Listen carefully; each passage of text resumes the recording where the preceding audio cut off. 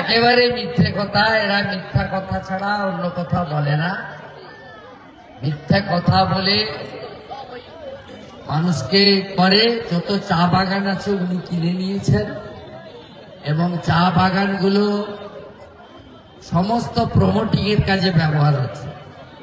ওখানে রিসোর্ট তৈরি হচ্ছে, বার তৈরি হচ্ছে, চা বাগান শ্রমিকরা আজকে শেষ হয়ে গেছে।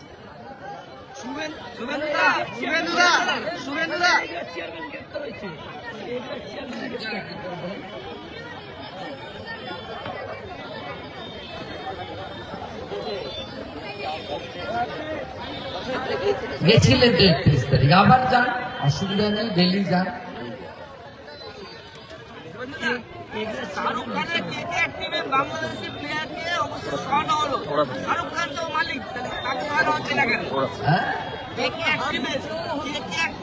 আমি স্পোর্টস নিয়ে মন্তব্য করবো না।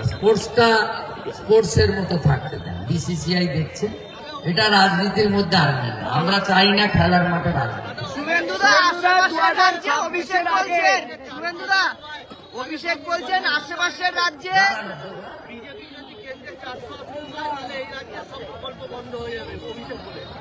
বিজেপি 400 আসন পাবে তো, 29 সালে পাবে।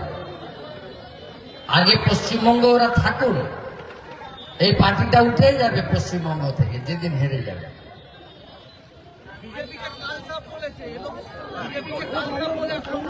এই জন্য তো বলেছি, যত এখানে ওদের নোংরামি আছে সেটা পরিষ্কার করতে বলেছি।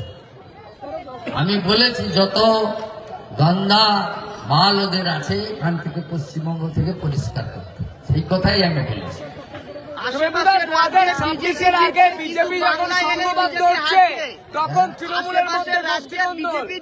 কিন্তু বাংলায় হলেই বিজেপি হারছে, অভিষেক বলছেন। ভোট চুরি করে বলে, ভোটার লিস্টে ভুয়া ভোটার আছে বলে, মৃত ভোটার আছে বলে। আমরা পরিচ্ছন্ন ভোটার লিস্ট নিয়ে যাব এবং ইলেকশন কমিশনের দায়িত্ব মানুষকে প্রোটেকশন দেওয়া, এবং আমরা দিই।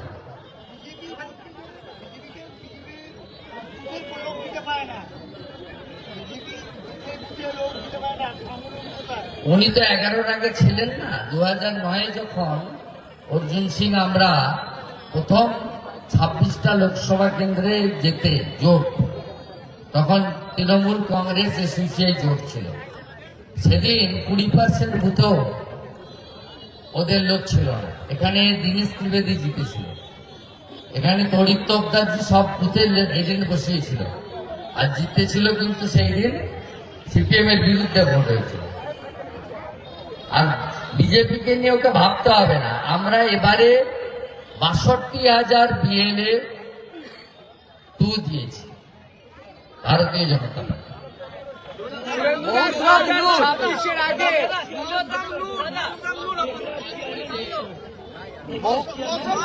এটা ওদের আভ্যন্তরীণ বিষয়, কিন্তু আমার মনে হয়েছে মিথ্যা অভিযোগে গ্রেপ্তার করানো হয়েছে, ওকে স্যারেন্ডার করানো হয়েছে।